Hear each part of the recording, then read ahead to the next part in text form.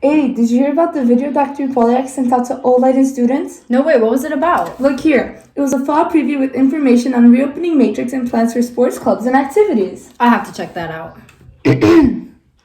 Oh, we're recording?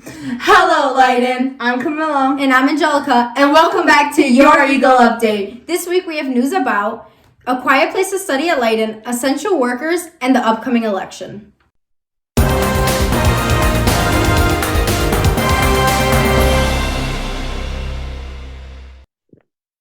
Since some students aren't able to find quiet spaces at their own home, they opt to go on campus either at East or West for a quiet time to focus on their classes. I would say students going on campus, or at least the ones that are here, really enjoy it. It's very quiet, but we're also very distanced out. So we get to see our friends once in a while, so it's nice to see people we haven't seen in a while. Quiet Study is a space for students to come and do their classes, do their homework. I know that I have a niece who enjoys the Quiet Study because she doesn't have to deal with her siblings, her parents, any distractions. In an article by TheGuardian.com, they add, "And there's a lot of us in one house. My family's quite big, so it's not somewhere I can get motivated for work. This proves that many people face the issue of finding a quiet space at their home." The main reason I come to campus is because I enjoy having a place to work with no distractions.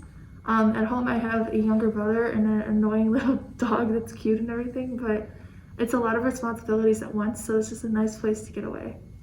The other benefits of coming onto campus. Free food. Well, first of all, if you want to, you get the free lunch. That's a pretty good benefit. 2, quiet space. You can do your work. Pretty great, pretty great. And then 3, you got people, you don't have to email them. You just go up, I got a question. There you go. Students who plan on going onto campus for quiet study will need to make a reservation. To make a reservation, you will go onto the Leiden website. You will come over here to Community. You will scroll down to Communications. Over here, you will find Communications on the left side, and you will scroll down to Open Campus Plan.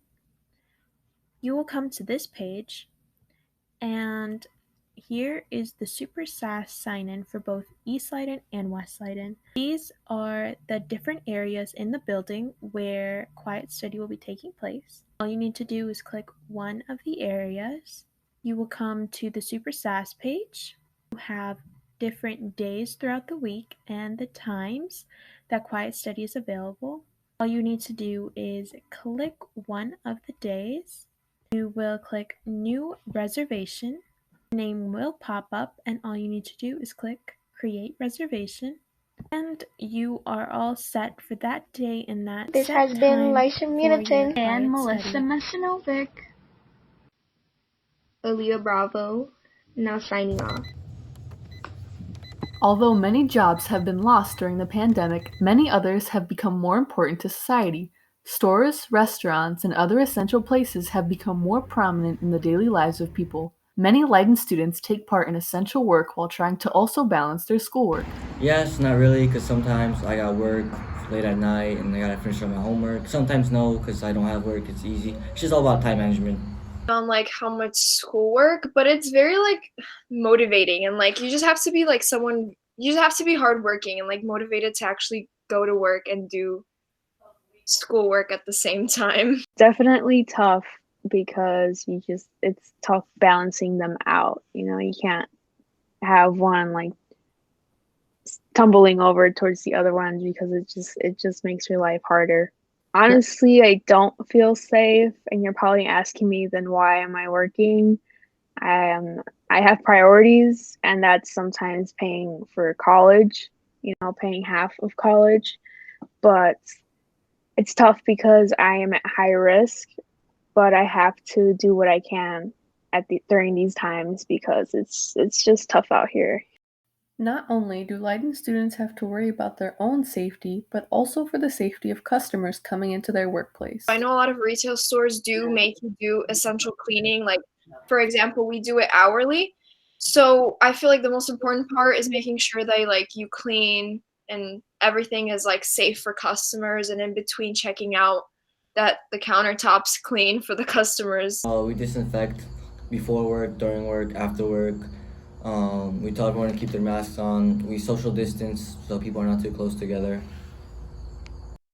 Though balancing school and work at the same time can certainly be challenging, Leiden students seem to be doing a great job while also keeping themselves and those around them safe. For the Eagle Update, this has been Angelica Jekon, Carla Ramirez, Audrey Thomas, and Paulina Walzak. It's that time again, the time to voice your opinions and help shape our country's fate for the next 4 years. The anticipation is high and the stress is immense. It's time for the 2020 elections. Let's hear what our seniors have to say about youth involvement in this year's elections. What I think is most important in the election process is actually picking someone that you have like done research on and you believe like would be a really good president, and not just like a candidate that you heard on social media, or like it's like not like something like as a joke. Like you actually would go into this process as like someone that you really think would be a good president. Everyone voicing their opinions, whether it's opposing ones, whether it can be wrong, it doesn't matter. I would like to hear what you have to say, regardless of who you are, what you do.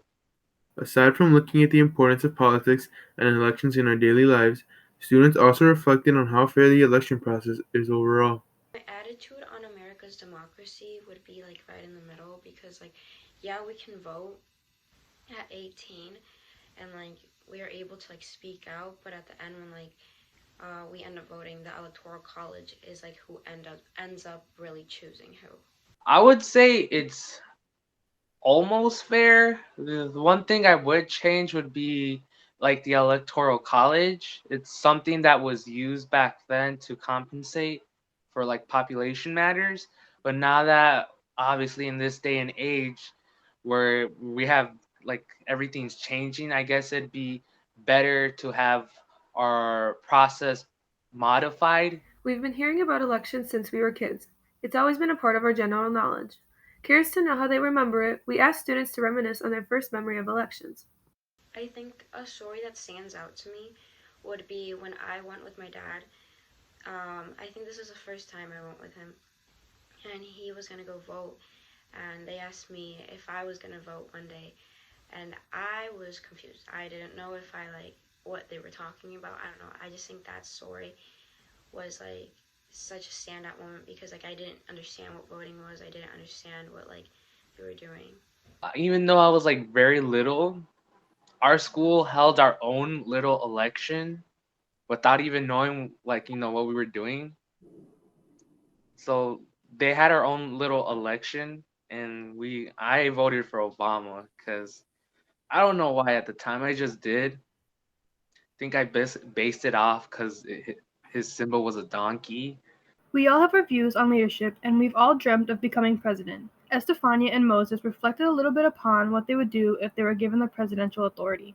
If I were running in office, I would want like young people to engage, so I would like find ways for them to like be like more active, maybe like on social media, to like be more like in the process of it. Like obviously I wouldn't change the age. I think 18 is a good age, because some people might take it as a joke, and if like they move the age younger, I don't think many of them would take it really seriously. But I would find like a way for like younger voices to like say what they want to say. Getting kids into school, having everyone get into school, and making education better.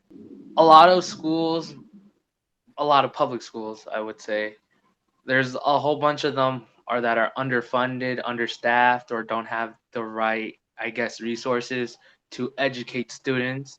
And there's a lot of students who actually drop out, or like don't have, I guess, not willpower, but they don't have the option to go to school. There's been an ongoing debate on behalf of changing the voting age and how 18 may be too young. Our seniors, some already ready to vote, reflected upon what they think about the youth's involvement in the election process. I believe that hearing the youth's voice is like important because like even though they're younger and like even like adults like see them as like, oh, they don't have like much experience, they can't really like say things, but I think like many of them have like really good ideas, the ones that do take it seriously and do want to like actually like provide like good ideas and like let their voices be heard. I think they should, and I think it's important. For the Eagle Update, this has been Claudia Molo, Michael Martinez, Savannah Torres, and Esteban Sandoval. And that's all the news we have for you this week. Hey, what about the TikTok? Go, daddy, go. We back to gain that hook. Go, daddy, go. Now pass it to my bro, let's go. If you want a shout out in our next video, create a TikTok with the caption #LightenPride and we'll pick the best TikTok for the next episode. On that note, this has been Camila Giza and Angelica Jekan signing off.